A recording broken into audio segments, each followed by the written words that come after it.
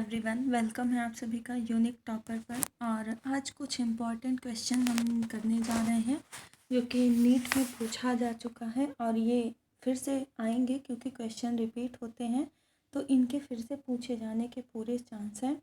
तो आइए देखते हैं, कोई डाउट हो तो आप लोग ज़रूर पूछेगा। आइए वन बाय वन हम क्वेश्चन करते हैं।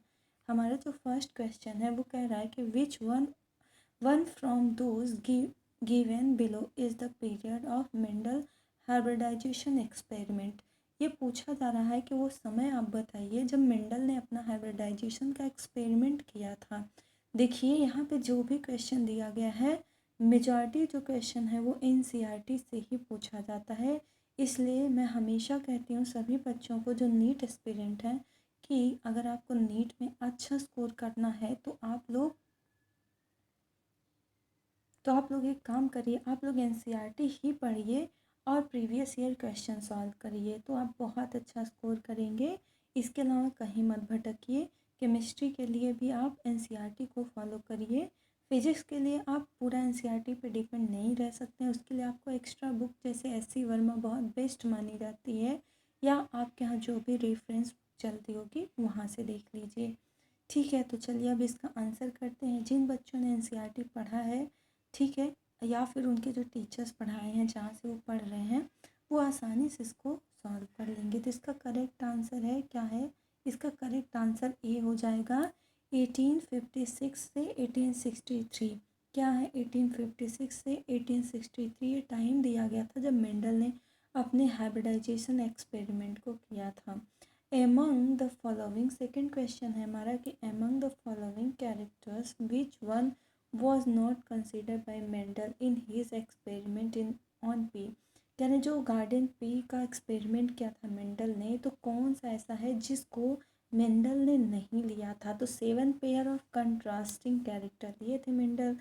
7 पेयर के कंट्रास्टिंग मतलब अपोजिट तरह के कैरेक्टर लिए थे उन्होंने। किसका? गार्डन पी का, जो मटर का पौधा होता है उसके 7 तरह के अपोजिट प्लांट्स का उन्होंने कैरेक्टर लिया था।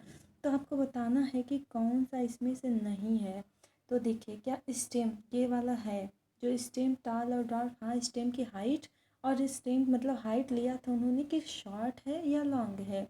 जो आपका टाल था वो क्या था? डोमिनेंट था। और जो आपका डॉर्फ था वो क्या था? रिसेसिव कैरेक्टर था। उसके बाद आइए ट्राइकोम, तो ट्राइकोम इन्होंने नहीं लिया था। तो आपका करेक्ट आंसर ट्राइकोम वाला ही हो जाएगा क्योंकि इन्होंने ये नहीं लिया था।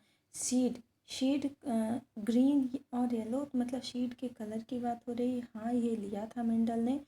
पॉड का कलर, पॉड इन्फ्लेटेड और कॉन्ट्रास्टेड ये भी लिया था। इन्फ्लेटेड मतलब जिसमें डोमिनेंट था, इन्फ्लेटेड मतलब इस तरह था, इसमें ज़्यादा से ज़्यादा क्या हो रहे थे? मटर के दाने आ रहे थे। जबकि कॉन्स्ट्रिक्टेड मतलब जैसे इमली आप लोगों ने देखा होगा तो उसकी इमली की फली जो होती है वो कॉन्स्ट्रिक्टेड रहती है। देखो बहुत हो रहा है, मतलब एक खाने में एक ही मटर आएगा जबकि इसमें कई मटर के दाने आ गए। तो ये आपका क्या हो गया था? ये इन्फ्लेटेड था जबकि कॉन्स्ट्रिक्टेड, ये रिसेसिव था और ये आपका डोमिनेंट था। नेक्स्ट है हमारा, यहाँ पे है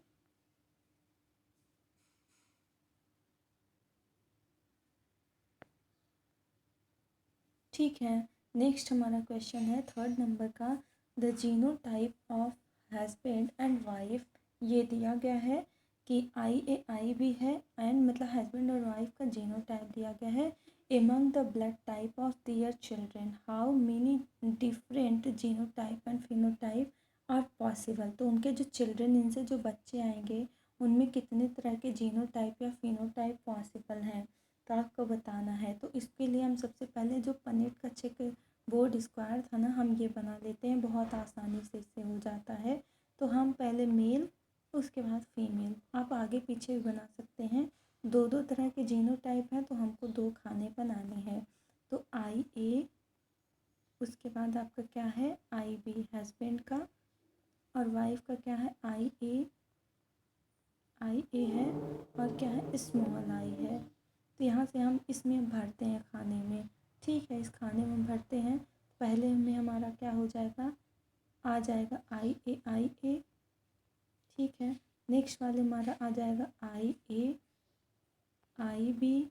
थोड़ा सा बाहर निकल जा रहा है क्योंकि देखिए मैं मतलब मेरे पास मतलब थोड़ा सा मतलब ये हाथ से कर रही हूँ तो इसलिए बाहर निकल जा रहा है। आप लोग समझ जाएगा कि ब्रैकेट के अंदर ही है।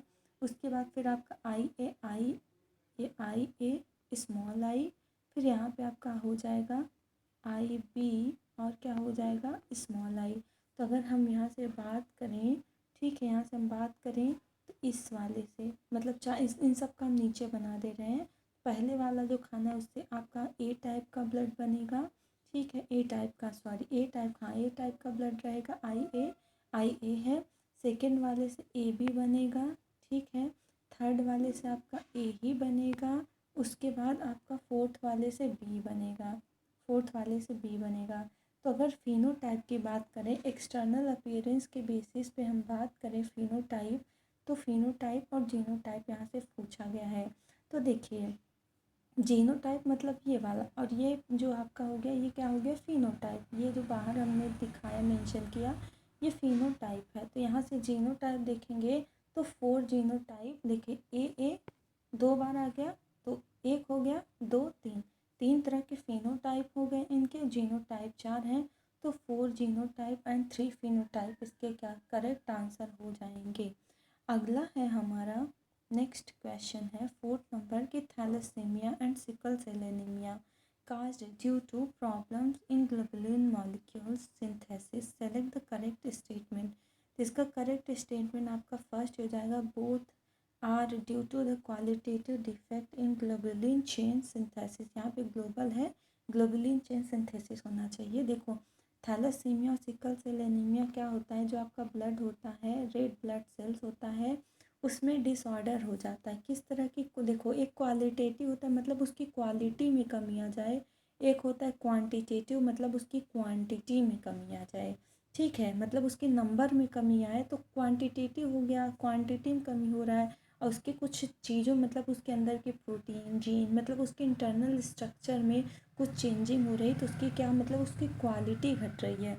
तो यहाँ पे क्या होता है, ग्लोबुलिन एक तरह का प्रोटीन है और उस प्रोटीन में चेंज हो रहा है, तो इसके लिए क्या कर दिए हैं बोथ आर ड्यू टू, दोनों में होता है क्वालिटेटिव, उसकी क्वालिटी में यहाँ पे ग्लोबुलिन मॉलिक्यूल में गड़बड़ हो रहा है ना, कमी हो रही है, इसलिए इसका करेक्ट आंसर ये हो जाएगा कि both are due to qualitative defect हो जाता है ग्लोबुलिन चेन सिंथेसिस में। ये रेड ब्लड सेल ऐसे सिक्कल सेल हो जाता है। सिक्कल मतलब हंसिया की तरह, हंसिया आप जानते होंगे जो गांव से बिलोंग कर रहे होंगे, ऐसे हंसिया होती है, हंसिया नहीं होता तो एक क्वेश्चन मार्क ऐसे लगता है ना, इस तरह से ऐसे। तो ये क्या हो गया आपका हंसिया से, तो इसको इंग्लिश में क्या कहते हैं, सिकल कहते हैं, ठीक है ना। आइए देखते हैं नेक्स्ट क्वेश्चन हमारा 5वें नंबर का, disease caused by N autosomal primary non disjunction. देखो ऑटोसोमल प्राइमरी नॉन डिसजंक्शन की वजह जो डिजीज काज होता है उसको क्या कहते हैं, डाउन सिंड्रोम। क्या कहते हैं, डाउन सिंड्रोम कहते हैं। याद रखिएगा ये बार बार रिपीट होता है कि ऑटोसोमल है प्राइमरी नॉन डिसजंक्शन, तो क्या है डाउन सिंड्रोम।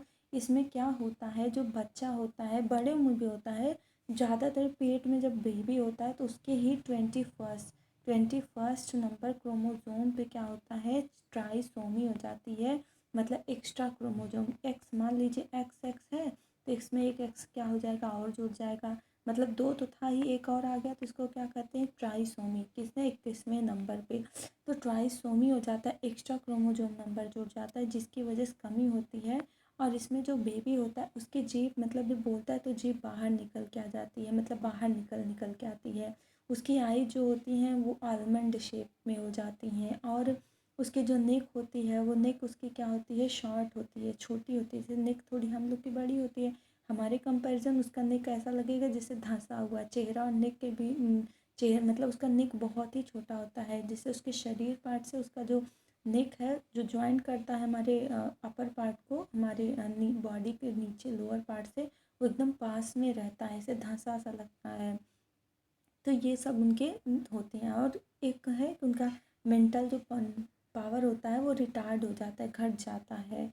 अगला क्वेश्चन है हमारा कि which of the following most appropriately described haemophilia. इसमें से हीमोफीलिया को मोस्ट अप्रोप्रिएटली कौन डिस्क्राइब कर रहा है, तो सिंपल सी बात है ये x linked recessive gene order है।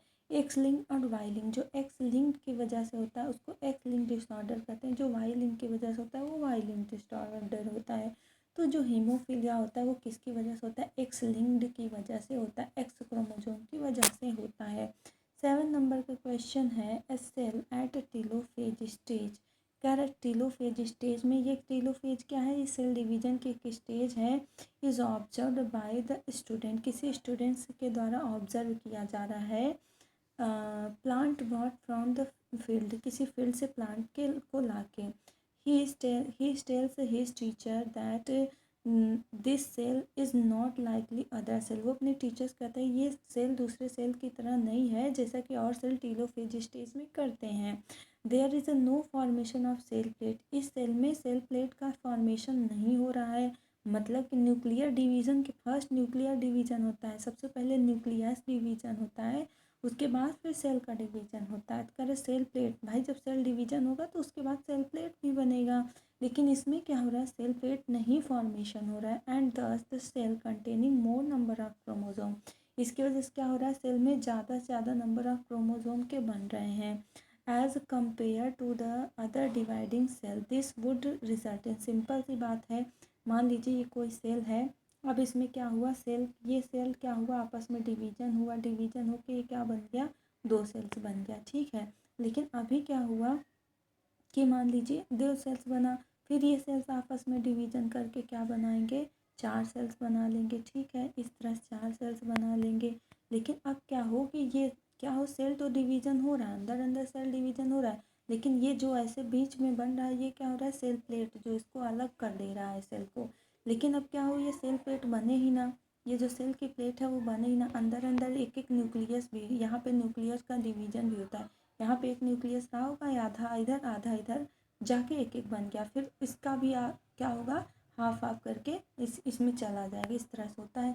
लेकिन अब ये सेल प्लेट बने ही ना तो क्या होंगे, मान लीजिए सपोज करिए ना बने तो क्या हो जाएगा, सारे के सारे आपके जो मतलब कि क्या होंगे, यहाँ पे ढेर सारे, मतलब अंदर अंदर न्यूक्लियस तो यहाँ पे है, न्यूक्लियर का डिवीजन हो रहा है, लेकिन सेल प्लेट नहीं बन रहा है, तो ये क्या दिखाएगा, मल्टी न्यूक्लियोइड की कंडीशन दिखाएगी।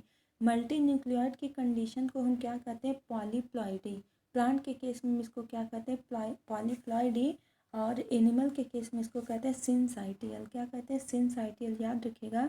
तो इस कंडीशन को क्या कहते हैं, पॉलीप्लॉइडी, आपका पहला ही आंसर है, फर्स्ट आंसर है, ये कंडीशन आपकी क्या होती है, पॉलीप्लॉइडी।